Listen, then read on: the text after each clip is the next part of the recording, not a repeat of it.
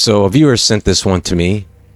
Shout out to NatNat8907. Thanks, Natalie, for sending this to me. Now, I have seen this before, but I don't believe I've ever talked about it on this channel before.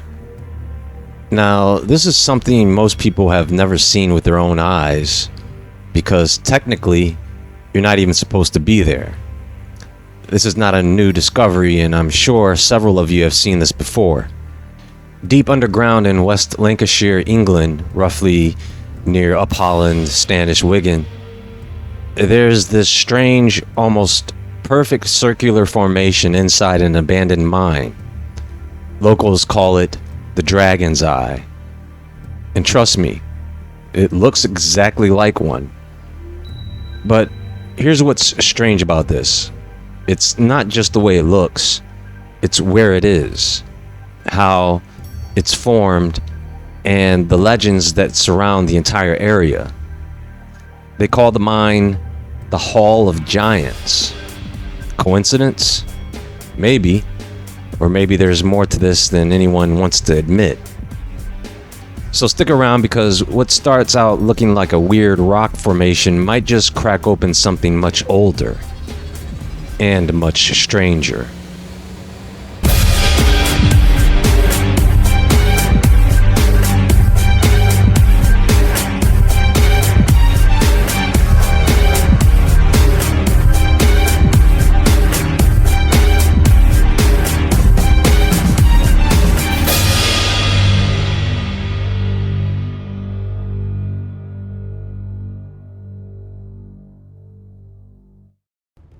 Now, in order for some of you to absorb this information, you're going to have to keep an open mind and maybe even suspend disbelief, because we're not really talking about giants here.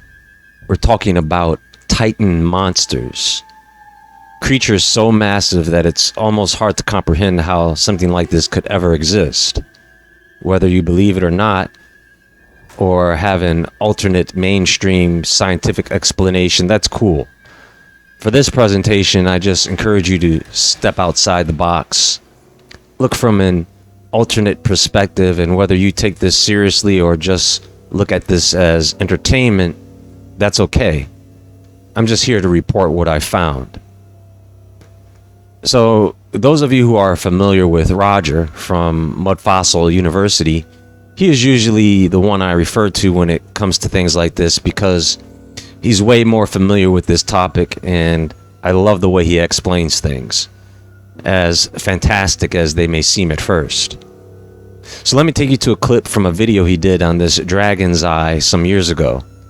The video has 181,000 views, so there are a good number of people who are fascinated by this. Take a look. Ooh, fun day at Mud Fossil University. I've been looking at this for years now.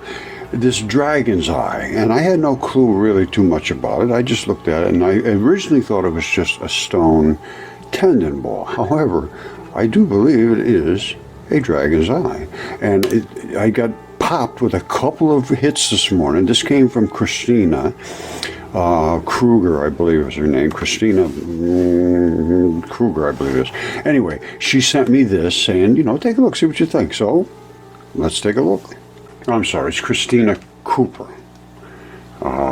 And this is, look at this very carefully. See this, how squared off that is? How amazingly squared off that is. And I have other shots of this from different perspectives, and a couple of guys just did a video about going in here. Now look at these layers. You see the size of this thing? You know how many layers there are here? There's a bazillion. I think that's a technical term. Okay, it's pretty obvious that this thing is coming down this way, and it's coming up to meet itself in a pinch here, which an eye does, and down here. Now, I don't have the best shots of this thing because I was never really that interested. I thought it was a tendon ball, and they are everywhere. Let me show you what I originally thought it was and why I now realize it is not what I thought it was.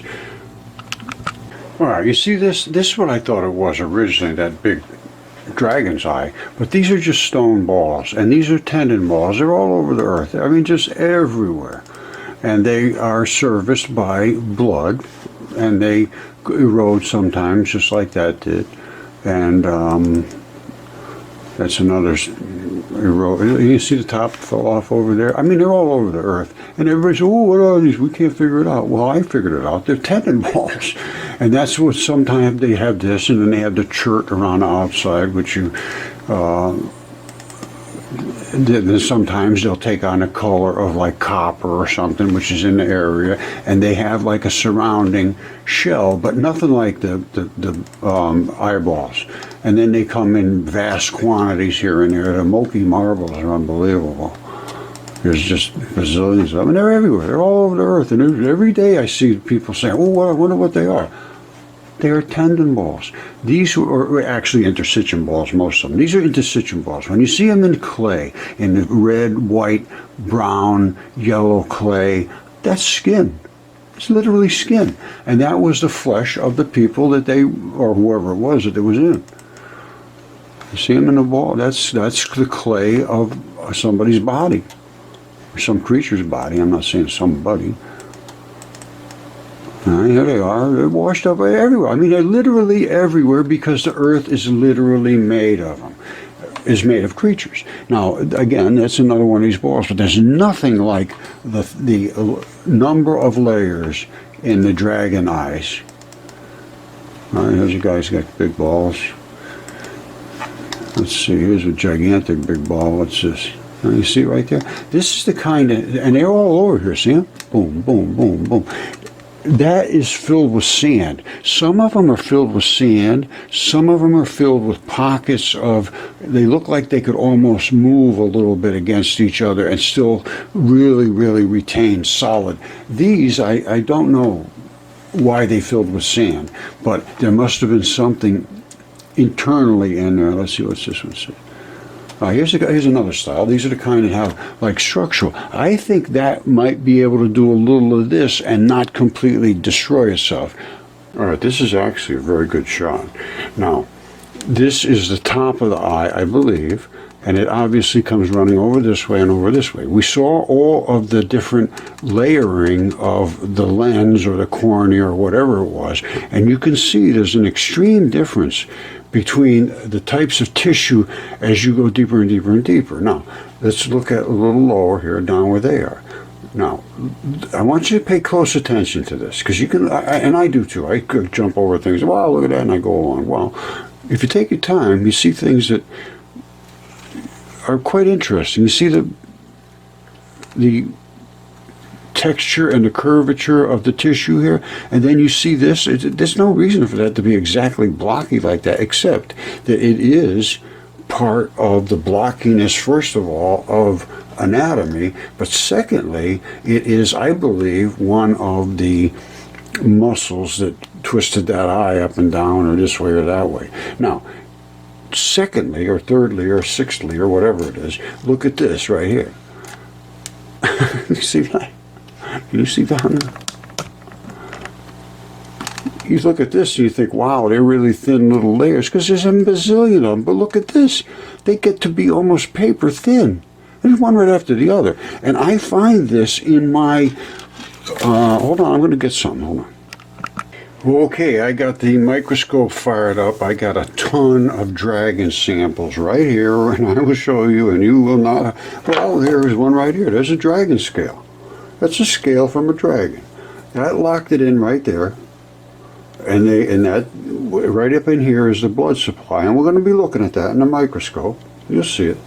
And I have a ton of different ones. And I'm going to show you how many layers, when you see how many layers of tissue is in these, I believe that's another dragonish thing. Here's another one that we're going to be looking at in the microscope. You see how many layers there? You can't even believe. And that is biological. That's not just a bunch of sediment laying there. That's a biological sample. And this is a feather. Well, I'll show you. I have people all over the world now contributing to Mud Fossil University. You see that? That's the feather. It's just like a turkey feather. And here it is right here. I think that's exactly where he broke it off of, or right in that area somewhere. And I don't know, I can't really match it up, but that's what it is. That's the same damn thing. And that's a pretty thick feather. You know what I mean? They don't make them that way now. Now, I also have, as you saw, the dragon scales. I don't know, that's a different type of dragon. It doesn't have a feather. And we're going to be looking at them in the microscope. You'll see the actual blood where it infused in. Everything had to be serviced with blood. This is, again, so dense with layering. And then when you see the red and the black and the so forth, that means there's blood there. That was blood. And I have all kinds of things. And here's a different, that's just a bone. And this is a different type of scale. I don't know what that was on. But that's the tab that held that in. See that hook right there? So it hooked into something. And then it has that flute laid on another channel. And another one hooked in and hooked in. The same thing that this did. But only upside down. I don't know. There are a lot of different dragonish looking things on the ground. This is, and when I show you the microscope, you're going to see all of that layering. That's what gave the dragons their toughness. I don't know if you can see that. Well, you will in the microscope, but you can see, and that's what they see all around the Earth. And they say, "Oh, that's all sedimentation." No, it is not. Absolutely not. And I got so many things to go over. Yikes! That's all I can say. Okay, so let me just follow up here. You start looking into the Dragon's Eye in Lancashire, this strange circular rock formation hidden deep inside an old mine, and suddenly you realize this isn't the only dragon story in the area. In fact, Lancashire is full of them, scattered.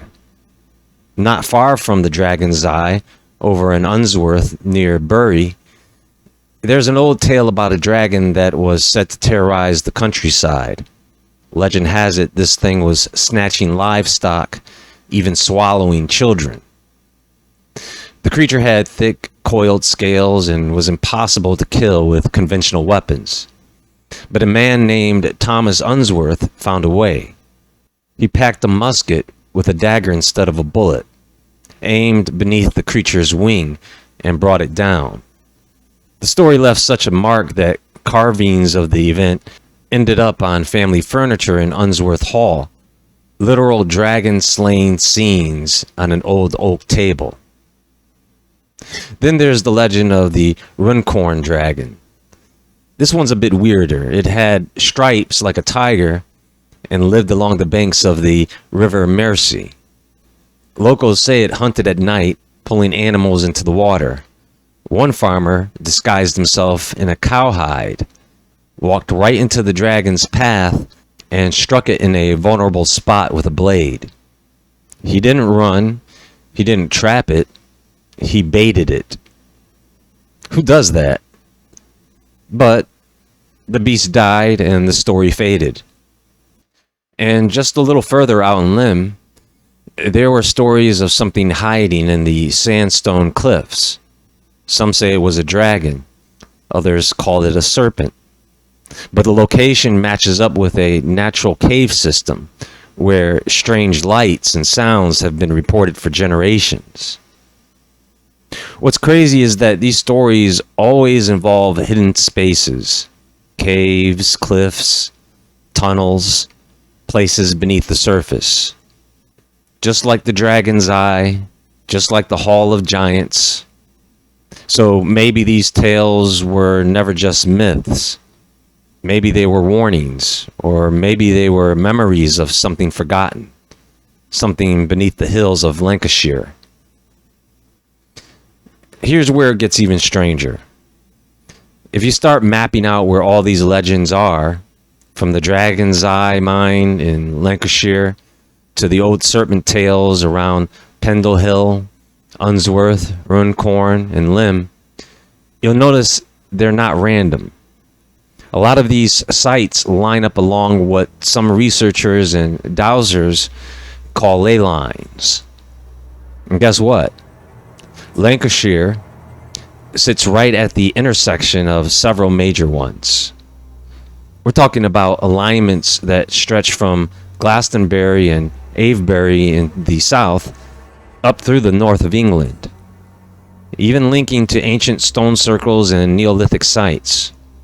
Some believe these ley lines were known to ancient cultures and that they intentionally built sacred sites, stone monuments, burial mounds, even cathedrals, right on top of them to tap into that energy. Now imagine this. What if the dragon's eye mine, with its perfect concentric rock rings, isn't just a geological fluke, but a natural power point, a kind of energetic vortex? Maybe that's why the formation looks the way it does, like a giant sleeping eye, because it is a kind of eye, a spiritual one, a watcher.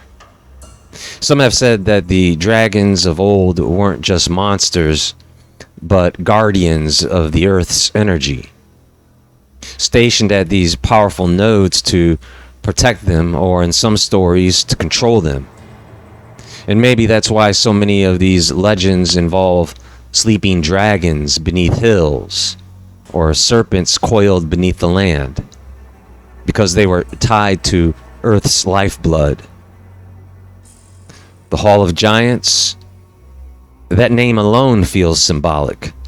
Giants, watchers, dragons, these are archetypes we see all over ancient stories. And when you realize that this mine was carved deep into the earth, right along these ley lines, in a place full of strange lore, you start to wonder, was it just for stone? Or were they digging into something much older or sacred? And maybe, just maybe, the reason locals are so protective of the dragon's eye isn't just because it's a fragile rock. Maybe it's because deep down, some people still know what it really is.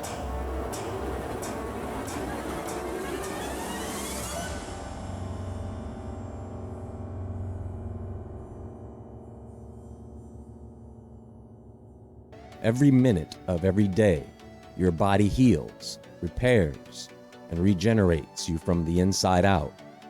Yet everyday exposure to heavy metals and toxins builds up and blocks your body's natural abilities. Natural zeolite is nature's answer to our toxic body burden. Breakthrough sound wave technology creates the world's first colloidal zeolite.